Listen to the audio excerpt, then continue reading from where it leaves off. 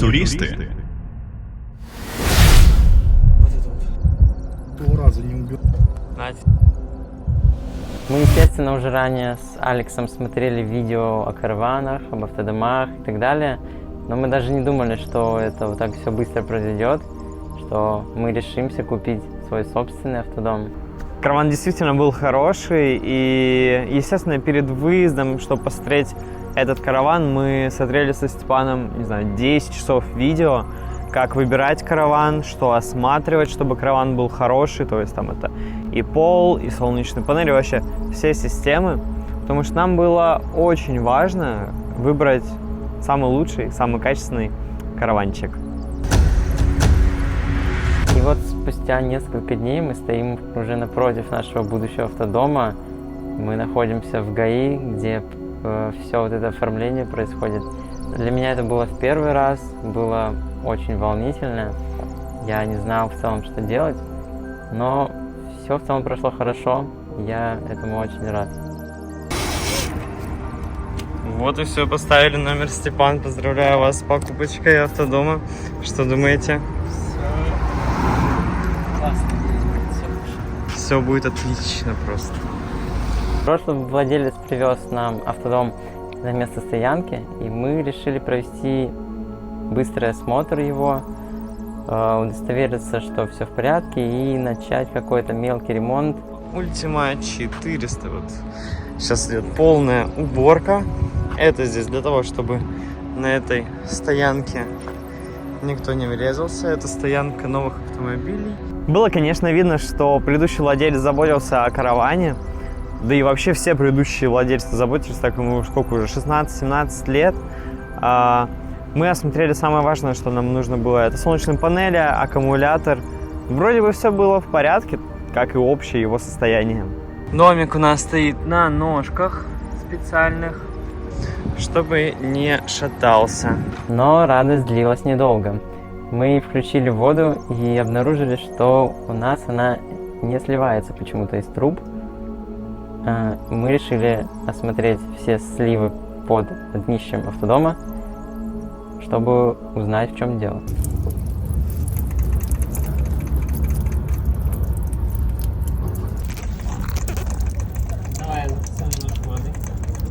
Ой, там что-то вообще оторвалось.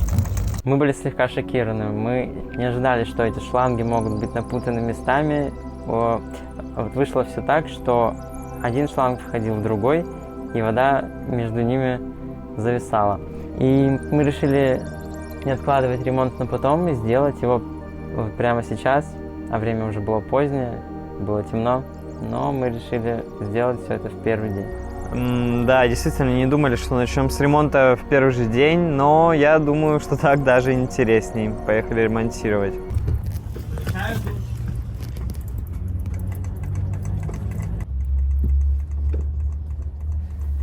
Что-то покапало. Короче, нужно нам с тобой сходить купить. В общем, тех проводов, которые мы бы хотели для слива, нету. Нам нужны толстенькие, где-то на миллиметров 5 сантиметров. Но есть вот такие вот обычные для стиральных машин. Я думаю, мы сейчас возьмем на 5 метров. И надеюсь, что нам хватит. Мы их так вот возьмем, закрепим вот сюда вот. Это, конечно, не переходник, но я думаю, ничего страшного, у нас все получится. Да, поэтому берем вот такой вот обычный стиральный кабель и идем ставить. Надеюсь, все будет супер. Так. Друзья, первый день вообще-то, первый час у нас автодом. Что мы уже тут покупаем? Всякие штуки чиним. Сливы, всего Да, вообще. пришлось отремонтировать слив, потому что немного протекал, к сожалению. К сожалению, все 3 протекали. Такие вот у нас здесь системы теперь сделаны. Вот это вот сейчас заменяем. Почему? Вот показываю, видите? Он полностью весь прохудился, и все просто здесь. Вот так вот. Не круто. Льется откуда надо. А неоткуда не надо. Ниоткуда не надо. Нет, не льется. А из переходника? Нет, все супер из переходника. тоже не льется. Опа, душ снизу пошел, вот. Капает? Нет, ничего не капает. Здесь все супер.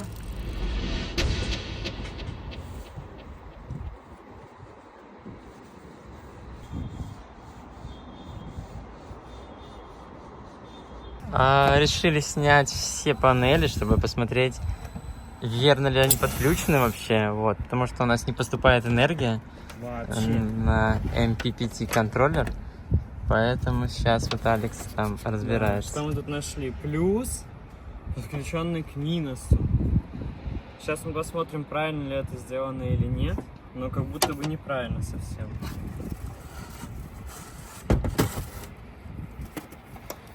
Вот так. Вот это должен быть минус. Минус, все правильно. Вот он уходит. И плюс уходит.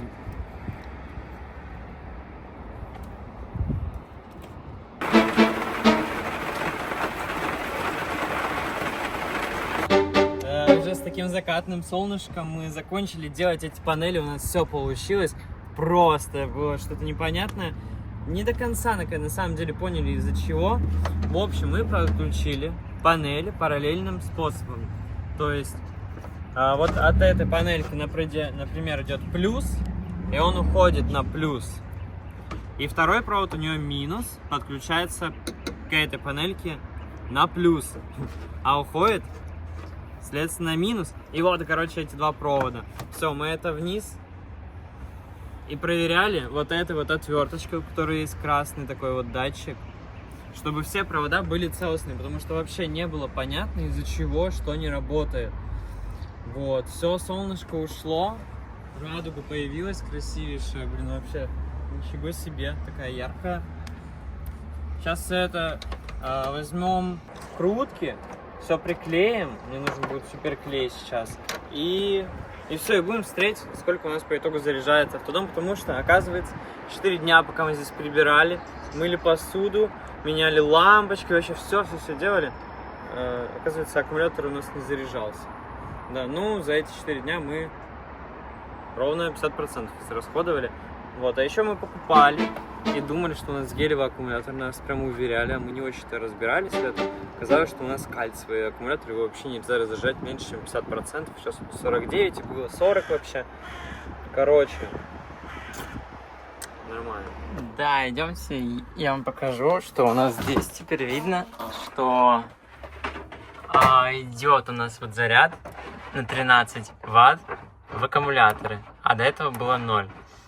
И мы можем видеть, что здесь у нас уже солнышко, а была ночь. В общем, все супер. Ну, конечно, мы были удивлены, то, что плюс с минусом был перепутан. Очень хорошо, что у нашего MPPT контроллера есть своя защита от переполюсовки, потому что так он стоял, этот ван, не знаю, больше года, даже, наверное, 2. В общем, все хорошо, что есть защита. Можно вообще не волноваться, включать все. Сейчас установим инвертор. Ну, вообще, блин, очень-очень круто. Все до конца домыли. Сейчас вот здесь вот еще нужно систему охраны, аларм подключить, поменять на нормальную розетку 12 ватт, поменять здесь розетку, тут тоже розетку поменять, тут розетку поменять. Ну и все будет вообще просто супер круто, супер классно. Воды у нас бак огромный, вот здесь стоит на 75 литров. Конечно, сейчас мало воды, но пока что мы не можем ее заправить, потому что прицеп не ездит. Ну, в плане... Через 2 дня установлю фаркоп. Вчера проверяли печку, все вообще просто супер работает. Поменяли все лампочки на энергосберегающие. Вместо...